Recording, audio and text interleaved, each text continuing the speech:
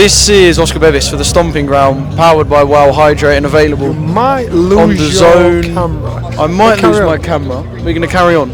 I'm actually going to pick it up and just move a touch this way. We were just talking, Johnny. It's nice to see you, by the way. Yeah, you Thank too, you for giving me a little bit of your time. You too. You too, man. He's such a G, Usyk, isn't he? You know what? He's slick, man. You got to give it to him. We were just talking about the little red carpet up there.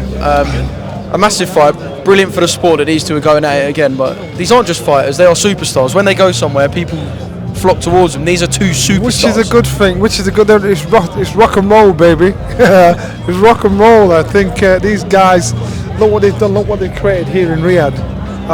We're on the airfield, and look who I've teamed back up with. It's like the ringside days all over again. I'm so excited. I'm good. I just messaged him to say, are you here? I'd heard he was here in the grapevine. I thought, perfect. Yeah, I heard you were here on the grapevine too. Right. What's happened? I've left you a few messages. There's nothing. No, you did actually get back to me this morning.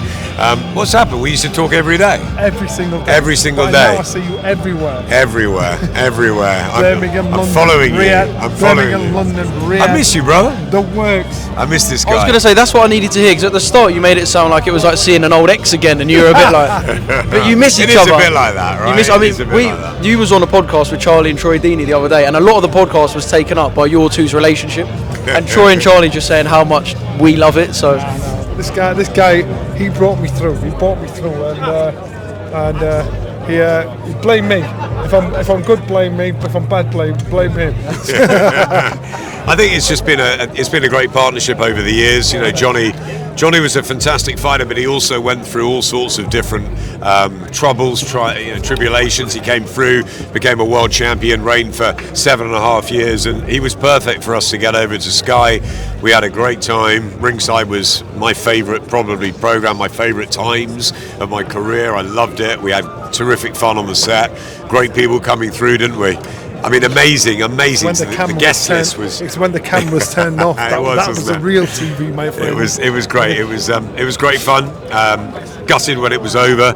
Johnny said you should always leave the party at its highest, and I think we did with Ringside. But it was one we missed. But yeah, we've had some great times. We should do it again somehow. Yeah, maybe we'll dance again. Can I just say, Johnny, in terms of having something where so many elite fighters and big names walk through the door, was it?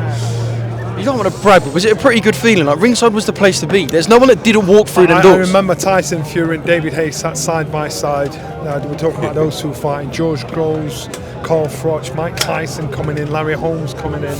They all came in, sat down. It was just like, it got to have been the dream job, wasn't it? It was a who's who. Marco Antonio Barrera came in. We had the Klitschko's. We had everybody, and we had all the Klitschko's when he was fighting David. Do you remember the mural that we had up on the office wall, and everybody signed it? Yeah. And I've still got that at home. What about when the Klitschko's came in, and when Vladimir came in, and David wouldn't come in the studio? Yeah, he was in the other. David sat in the green room. He was in the green room. And Vladimir said, "Why didn't Vladimir was in." Yeah. We had Froch Groves, we had Groves to Gale, Calmbrook in the ring, we had a spider. You remember the spider that came over the set? Yeah, it's a big ass spider. He came from it was going to eat me. It was good fun. It was great times, and people wanted to be on the show, and it was great to be involved. It was fun. It was great, but then the gloves are off, and behind the ropes, there's many other fantastic build-up shows on Sky, and I miss my old colleagues, but now I'm on doing other things, and it's nice to be here and being alongside you. We're still in that world of boxing. We're still in that world. It just keeps you. How do you keep that? And this is going to sound ridiculous, because when you're around a fight like this, it's so easy. Like, you love boxing, you love this. But I guess there might be weeks where you kind of go, this again. Has there ever been weeks like that for you? Never. Yeah. Never. Don't work like that. If you love boxing, love boxing. Here. I love that. And you see all shapes and sizes, and Brendan always used to say, same story, different actors. So you see different fighters coming along. And that's it. Same story, different actors. It is stories. It is what hooks you. It's the characters. It's infectious, and it just. There's something about fighters which just draws everybody in. Ex-fighters as well want to be around it. People that have never fought want to be in it. It's the most unpredictable, incredible, difficult, hard, fun, exciting, mad business, and it's like we're all one big dysfunctional family. Boxing's the only sport where the negotiation starts after the contract's been signed. That's boxing, man. That's how it rolls. It is, and you asked the question about do you ever? Never. In GBM a couple of weeks ago, some of the young prospects coming through. Are you DAZN this week? DAZN this week. You know, it doesn't matter if it's the biggest fight in the world or if it's a 4-rounder. To me, anyway, I think I have respect for every single fighter that steps in the ropes, and you know, I'm very lucky to do what I do. Have you met Turkey yet? I have. No way. I have met him, yeah. And come on, give me some gossip. No, I met him briefly, and he was very nice, and he was extremely passionate about boxing, and I think that's a good thing. I like to spend a bit more time with him. You can't get near him these days, but yeah, he loves boxing, and look, he's turned the whole sport on its head.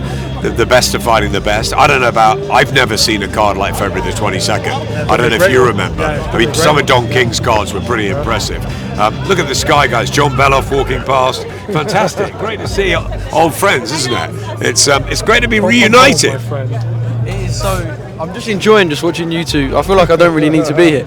I'll ask you, because of the amount of fun you had and what you were talking about with Ringside and the other stuff, and even the stuff you didn't do together that you've done on your own at Sky, do you prefer the fighting days or the media days? I prefer. Oh man! I see how much fun you have doing this. It's too much. You do different loves. So the fighting days, it's lonely. It's lonely, but you know, it's very insular.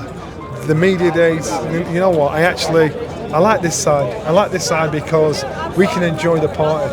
When you're the fighter, you can't really enjoy the party. You've seen Tyson through, you've seen Usyk get up there. Everybody's excited and giddy, but they're not really in the moment. No, they're in the moment, but they can't enjoy the moment. And so this side of it, I smile because I think, oh my God, I used to be one of you, but now I can see both sides of it.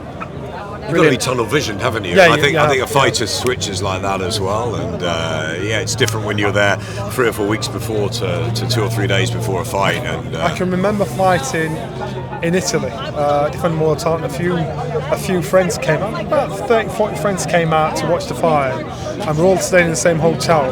But I could hear them all. I was in the hotel for a few days before, and they were as well. But I could hear them all going out at night time, all having a laugh and going. And I had to stay in my room. It's a lad's holiday, but you're in a hotel room. Oh man! So it kind of. I wanted to be part of the party, but I wasn't a party. So you've always been the party, and you've always left the party at the right time. Right time, my friend. Always. That's how we roll. When it's at its highest. Skedaddle. Can we get some partying secrets from hell those days? no. There must have been some serious parties at Sky. No. An NDA has been signed somewhere along the line, I think. No NDA. It's just we're great friends as well as great colleagues, and I think that what you saw on Ringside, it was genuine. You know, we used to go after Ringside. We used to get in the car and go back, and Johnny would see my kids, and it was great times. Love it. Right, boys, on the main event, what happened second time round? I flipped and flopped. I came here Monday. I said, just a sign of a great fight. Yeah, I came here Monday. I said, Usyk's got this. I saw Tyson yesterday. I thought, oh my God, there he is. If that Tyson turns up, he wins this. I want to see what they're both like when they're face to face. I'll make my final decision on Friday. But I'm going to flip and flop. I think Usyk carries himself cool. Look at how he walked down, like he was walking onto a yacht. Dressed all dapper. Tyson Fury's no nonsense, taking no crap from nobody, not entertaining anybody. I like that spiky version of it. He needed the professionalism that Usyk has shown, which is why he's so successful. Tyson neglected that, and he's been able to get away with neglecting it until he came up against Usyk. So now he's got to get his head out of his ass and get his professional game head on. Fight like a champion, talk like a champion, walk like a champion. That's what he's got to do. Adam? Yeah, it's beautifully poised, isn't it? It's a fascinating one. I think Tyson Fury's got to make adjustments in this fight, and he knows it.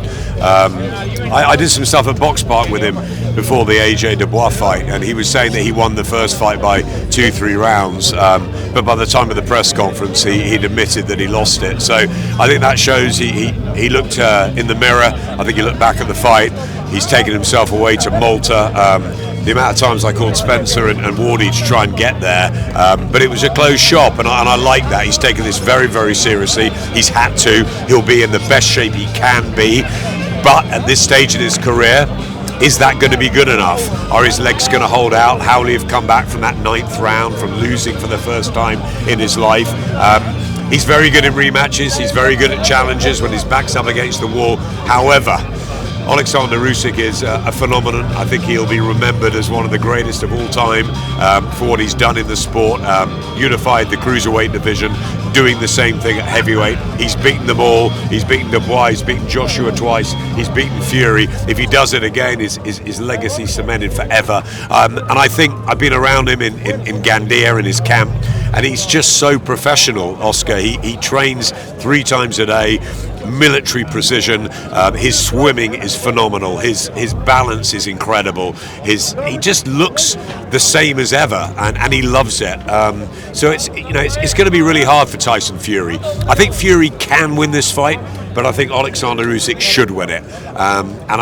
Look, it's heavyweight boxing, you never know, but Usyk starts favourite for a reason. He won it last time, and I think he'll be expecting to do it again, maybe even more dramatically. As I said, ask me again on Friday. We'll do no final predictions then. Johnny, Adam, thank you very much for letting me reignite the ringside fire for a little bit. Legends, thank you. Nice one. Cheers.